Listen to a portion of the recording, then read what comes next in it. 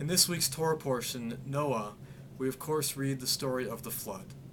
As we get to this part of the Torah, as we've returned to the beginning and we're reading the book of Genesis, there are many fanciful stories with lots of miracles and interesting events that often we question as to whether they actually happened. Rabbi Cohn has a great phrase. He says that there is a lot of truth in the Torah, even if we can't say that all of it is true. So what do we do with these kinds of stories? Do we really believe that there was a Noah who built an ark, who saved all of the animals and humanity from great destruction in the flood? Well, I think we can find some truth.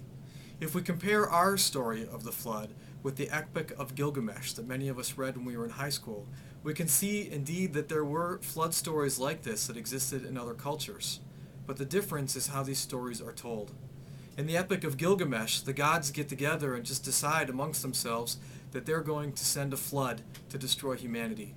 And one of the gods leaks this information to Gilgamesh, who decides that he's going to build an ark and save himself. So in this story, it's really just the gods who are amusing themselves in building and creating a flood.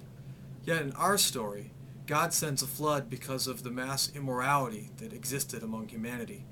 So what can we learn from comparing these two stories? We can learn that our Torah, whether these stories are true or simply full of truth, expects us to live morally upright lives. And that is what the flood teaches us.